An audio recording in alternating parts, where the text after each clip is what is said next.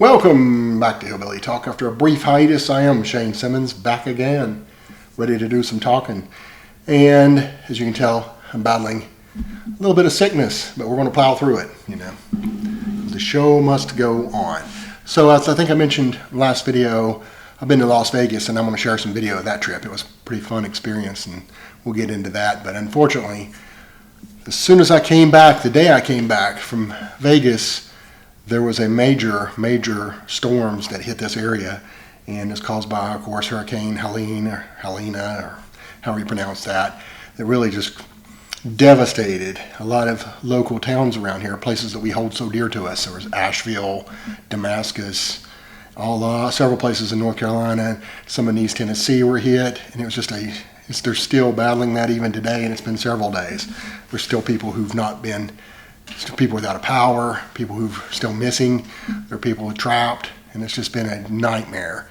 And unfortunately, they're saying maybe some more bad weather's on the way, so we're living in perpetual fear of that right now. So I got home from Vegas to Knoxville and drove back, and sure enough, I hit a bunch of the storm weather, and then I got home and my power was out. So I spent the night burning up and roasting, but that's actually the only night I've been in my own bed in about a week and a half. The power was out. I had to seek other places, and man, it's been a nightmare. And I tell you, I'm appreciative of having power back on and being back home, and that leads me to this story.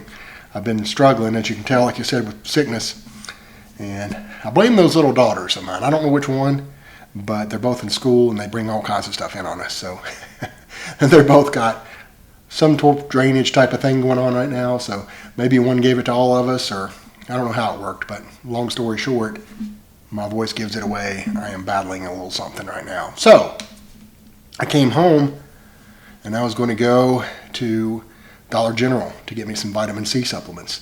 They got this little thing, I think it's Airborne, I don't even know how you pronounce it, but they got these little packs of like a week worth of vitamin C, and it's got all kinds of stuff it loads you up on and helps you to fight this kind of stuff off, and it works wonders for me. And at last check, Dollar General had it, and I was coming back from Kingsport, and I thought, man, I got to get me some of that stuff. I'm feeling rough. So I bypassed my usual exit because, like I said, I was going to go to Dollar General, make it quick, just hop in there and get back out. So I get down there to the next exit, hop off, drive down, stop at Dollar General, and I go in. I look around. Well, sure enough, they do not have exactly what I usually use. I was like, I glanced around and tried to settle for something.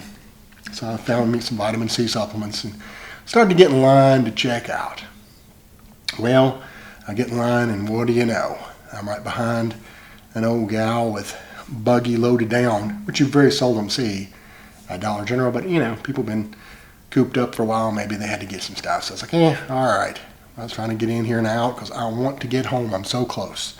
I mean, I was this close to being home, and I was like, oh, man, I've got to get this vitamin C, but I want to go home so bad. Well, in front of her was another fella, an elderly fella, and he was having terrible trouble paying. He had been up there a while. I heard him talking when I came in, because when you come in, of course, the cashier was right there at the front door, and so I'd heard him talking. Even then, he was struggling to pay, and I go back and shopping and looking up and down the aisles and do all this stuff to try and find my stuff. Couldn't find it, and finally settled and get back in line. He's still up there trying to pay. I'm like, I was truly convinced that I was on like some kind of TV prank show, like that they were trying to test this cashier or something, because it was like the PIN number was screwed up. Then he swiped the card wrong. Then he messed the PIN number up again. Then it was just a big rigmarole.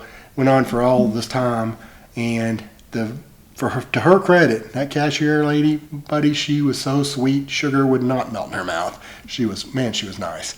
She was patient, had the patience of Job with this fella. And I was just amused at that point. I was like, oh my God, this is so funny. I'm trying to hurry, and the whole reason I came here is to get in and out, and here I am stuck. But then it just went on and on. It went on and on. And I'm ashamed to admit it, I started getting a little annoyed. It was like, man, I got to get home. I'm like, I'm not waiting on this. I literally, and I hate to say this too, but I'm positive that in my own mind, I didn't say it out loud, but 100th time that guy screwed up paying, I was like, I used that old line from a movie from years ago. You're killing me, Smalls. That's what I was thinking in my mind. I was like, man, this guy You don't need to get out. And but anyway, so I go back and put my vitamin C supplements up, and I'm like, I'm just leaving. I'm getting home. I want to be home. I'm sick. I'm tired. I have not been home. I'm going home. The heck with this. Well, what do you know? Lo and behold, I get up there, I put my stuff back, reshelve it, and I get to the door, and guess what? He had finally, somewhere in between here, he had figured out how to pay. And so he was leaving, and he had clogged the door up. And I'm telling you, this poor old fella, I mean, he was bent over. He was on a walker, and I've never seen anybody do this before either. He was like, face was straight down, and then he was still trying to like use his walker in his hand to push a buggy. And he had it loaded down with a bunch of paper towels and something else I couldn't see at the time. And so I was like, man, I was just like, and it was just so funny. If you ever watched the Carol Burnett show, you know, when Tim Conway did that character, Mr. Tudball, where he just shuffled, you know, and he just shuffled along, going so slow and talking slow and moving slow. And it's exactly this. Mr. Tudball would run circles around this guy. And so I was smirked. I was like, you know, to myself, my impatience is what I was worried about. I was like, oh, man. I was like, God, you're sending me a message. Okay. And this is kind of become funny to me again. It's like, you know, everything I tried to do made things worse. Well, sure enough, I get out there and we're about parallel to each other. I'm a little bit in front of him, and his vehicle's to this way and mine's to this way. So I'm starting to cut this way. All of a sudden I hear him make a noise. He said something. I don't know if he cried out or did something, but anyway, long story short, I look over because I was like, man, that wasn't normal. And I see his buggy going off of it went off the sidewalk. There's a little drop there. And he was about to fall. So I run over there and grabbed his arm and tried to help him from falling. And once I had him stabilized, I ran down and got his buggy. And it went all the way off the sidewalk and was rolling down the parking lot. So I grabbed it and pulled it back, and I was just going to give it back to him. And I could see in his eyes, I wish I could communicate this to you in some way that you could understand.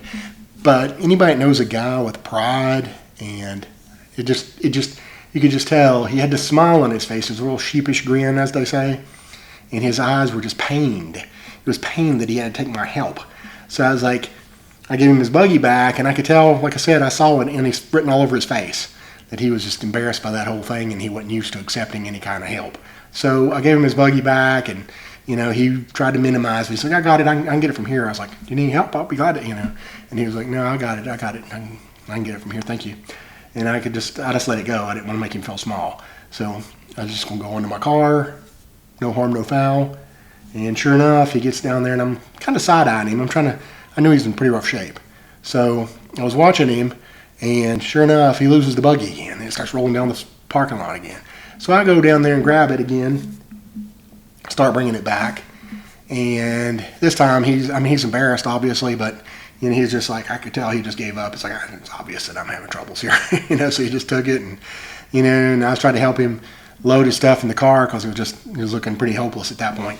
And so he'd opened his back seat up, and he was, I started loading the paper towels up, and he had some batteries, D batteries. I don't know why that's so important, but anyway, as I was loading it up, he said, well, yeah, got some supplies. The church is taking some donations down to Damascus where they got hit by that storm. And I was like, oh man, this guy, you know, that's nice of him. I was loading this paper towels up and the batteries, and he said, yeah, they said there's needing some D batteries. And so I got them some.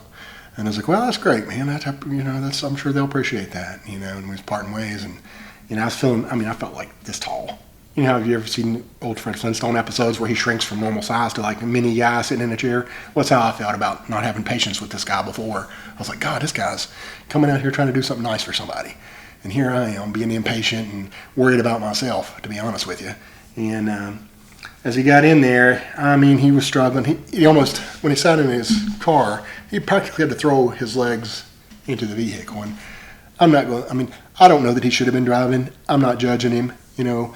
I know pride comes in, and maybe people like that shouldn't be on the road. But long story short, what struck me was, here is this guy who no business in this world pushing his poor body like that.